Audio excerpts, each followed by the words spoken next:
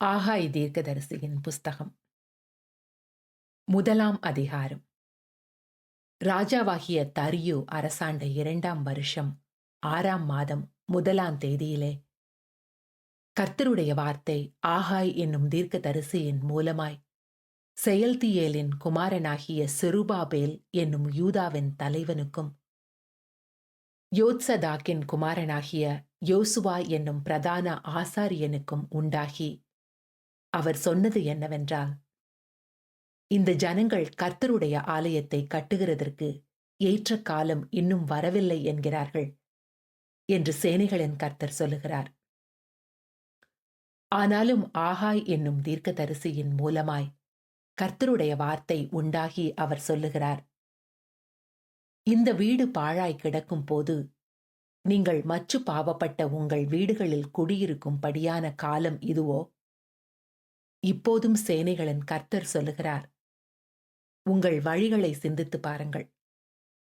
நீங்கள் திரளாய் விதைத்தும் கொஞ்சமாய் அறுத்து கொண்டு வருகிறீர்கள். நீங்கள் புசித்தும் திருப்தியாகவில்லை, குடித்தும் பரிபூரணம் அடையவில்லை. நீங்கள் வஸ்திரம் உடுத்தியும் ஒருவனுக்கும் குளிர் விடவில்லை. கூலியை சம்பாதிக்கிறவன் பொத்தலான பையிலை போடுகிறவனாய் அதை சம்பாதிக்கிறான்.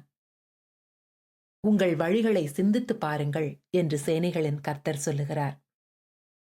நீங்கள் மலையின் மேல் ஏறிப்போய் மரங்களை வெட்டி கொண்டு வந்து ஆலயத்தை கட்டுங்கள். அதின் பேரில் நான் பிரியமாயிருப்பேன்.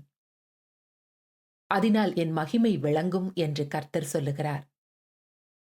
அதிகமாய் வருமென்று நீங்கள் எதிர்பார்த்திருந்தும் இதோ கொஞ்சம் கிடைத்தது.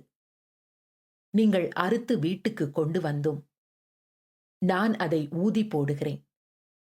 எதனு நிமித்தமென்றால், என் வீடு பாழாய் கிடக்கும் போது நீங்கள் எல்லாரும் அவனவன் தன் தன் வீட்டிற்கு ஓடிப்போகிறீர்களே, இதன் நிமித்தமே என்று சேனைகளின் கர்த்தர் சொல்லுகிறார்.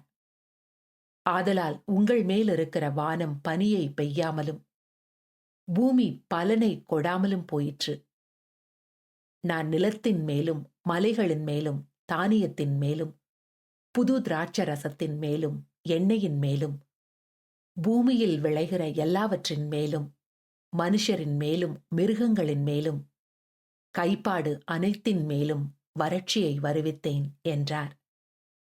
அப்பொழுது செயல்தியேலின் குமாரனாகிய செருபாபேலும் யோத்சதாக்கின் குமாரனாகிய யோசுவா என்னும் பிரதான ஆசாரியனும் ஜனத்தில் மீதியான அனைவரும் தங்கள் தேவனாகிய கர்த்தருடைய சத்தத்துக்கும் தங்கள் தேவனாகிய கர்த்தர் அனுப்பின ஆகாய் என்னும் தீர்க்கதரிசியினுடைய வார்த்தைகளுக்கும் செவி கொடுத்தார்கள். ஜனங்கள் கர்த்தருக்கு முன்பாக பயந்திருந்தார்கள்.